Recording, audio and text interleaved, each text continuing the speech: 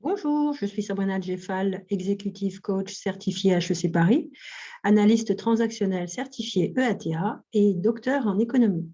Chaque semaine, je vous partage un concept pour éclairer un sujet qui a à voir avec le sens et le lien, dans le sens des relations. L'objectif étant d'aider à prendre du recul en donnant une grille de lecture pour voir, lire, envisager une situation autrement. Aujourd'hui, je vous parle de l'organisation et de ses stades de vie, concept que j'ai élaboré à partir de mes observations en 25 ans de carrière au sein d'organisations publiques, privées ou du tiers secteur, c'est-à-dire les associations, les coopératives et les mutuelles. Et ces observations, je les ai formalisées petit à petit. Je vous les livre par ces vidéos. Je tiens bien sûr les sources et la démarche à la disposition des personnes qui le souhaiteraient. Par ailleurs, ce concept, je l'ai présenté dans des cours donnés à HEC, au CNAM, ainsi qu'en école de l'économie sociale et solidaire ou en IRTS. Ce concept me paraît utile à partager car il permet de guider le regard des dirigeants que j'ai pu accompagner ou que j'accompagne. Car parfois, le mouvement à faire dans certaines situations peut paraître presque contre-intuitif. Et pourtant, c'est en le réalisant que le dirigeant donne une chance à ses équipes et à son activité de fonctionner sainement. Alors, de quoi s'agit-il? En fait, j'ai représenté cela avec une courbe. En fait, cette courbe, pour moi, elle représente comme un battement, un rythme, car l'organisation est comme un être vivant. Elle passe par des stades de vie, depuis la naissance jusqu'à la mort. Et parfois, et ce qui est pire, c'est de rester dans certaines étapes qui conduisent à des souffrances parfois assez continuelles et difficiles. Alors, le premier stade que j'ai pu repérer est celui de la croissance. L'idée dans l'activité a été créée, développée, et les résultats finissent par arriver. Dans le cas d'une entreprise, par exemple, cela se traduit par un afflux de clients qui, après avoir testé, finissent par être convaincus. Ils en veulent davantage, tout en étant de plus en plus nombreux. En interne, les équipes et toute l'activité sont tirées par ces demandes de plus en plus nombreuses. Et cela entraîne parfois une surchauffe. Par exemple, cela peut se traduire dans la vie quotidienne pour les salariés par l'impression de travailler tout le temps, du mal à décrocher. On y pense, il peut y avoir des couacs dans l'organisation. L'un compte sur l'autre et puis il ne trouve pas son camarade, enfin son collègue à l'endroit où il l'attend. Et puis on peut faire et défaire et refaire et encore et encore. Tout cela pour délivrer. Cela prend de plus en plus de temps et génère parfois des agacements qui peuvent dégénérer en conflits, en heurts de plus ou moins sérieux. Souvent, dans ces situations-là, le dirigeant est tiré par ce mouvement et pourrait avoir tendance à aller aider les uns et les autres. Donc, il va aller faire au lieu de faire. Il va avoir, par exemple, tendance, c'est souvent ce que je remarque, à recruter une personne pensant régler un problème. Sauf que, étrangement, le problème se déplace, ou bien il prend une autre forme. Ce qui ne résout pas le problème. Et donc, on multiplie les recrutements, mais sans répondre au problème. Alors, cette action peut être tout à fait dommageable et précipiter les difficultés.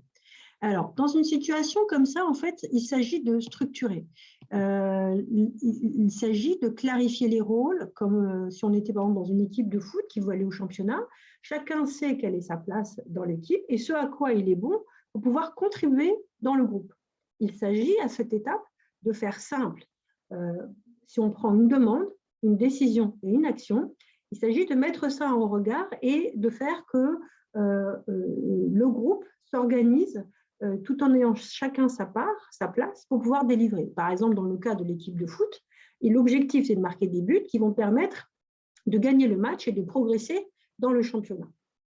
Donc, à ce stade, le rôle du dirigeant, c'est de rassembler les conditions, c'est de permettre que cette fameuse équipe de foot contribue chacun depuis là où il est et avec son talent au mouvement d'ensemble qui consiste à gagner le match, puis le suivant, pour aller au championnat. Alors, l'autre stade que j'ai repéré, le deuxième, c'est celui de la maturité. À ce stade, l'activité est établie, elle est reconnue et recherchée pour ce qu'elle apporte aux clients ou aux usagers. Les équipes fonctionnent bien dans un cadre plutôt structurant, tout en restant simple et souple.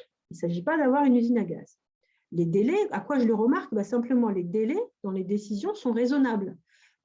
Les décisions suivent d'actions qui sont efficaces, et cela pour délivrer ce qui est à délivrer dans des délais raisonnables.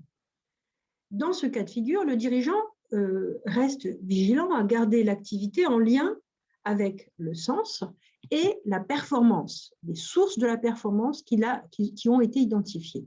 Ainsi, l'organisation se meut avec son environnement comme si elle était sur une vague qu'elle continue à surfer. Elle s'y adapte régulièrement, tout en gardant un ancrage fort dans sa raison d'être. J'avais observé pendant un temps l'entreprise Atos, par exemple, dont les dirigeants avaient vraiment très bien su rester en contact avec l'environnement, avec les questions politiques, économiques, les besoins de la société pour pouvoir continuer à surfer avec. Mais on peut aussi prendre comme exemple ces organisations qui sont là depuis très longtemps. Par exemple, certaines grandes écoles sont là depuis de très nombreuses années, mais parce qu'elles ont su être en phase avec les besoins de leur époque. Alors, le troisième cas de figure, c'est celui dans lequel, malheureusement, basculent des groupes ou des grandes organisations qui, à un moment, ont perdu le contact avec leur environnement. À ce stade, en fait, il apparaît, en fait, c'est comme ça que je le repère dans une organisation, il apparaît comme une ambiance de fin de règne. On se tire dans les pattes, il y a des luttes de pouvoir qui apparaissent entre les équipes, les conflits sont récurrents, c'est l'ère du chacun pour soi, etc. En fait, dans ce cas de figure, le dirigeant est souvent pris entre deux feux et fait l'objet de sollicitations en vue de trancher pour un camp ou pour un autre. Son attention est attirée par les conflits récurrents et bien souvent, il n'est pas dupe des luttes de pouvoir, même s'il n'en laisse rien transparaître.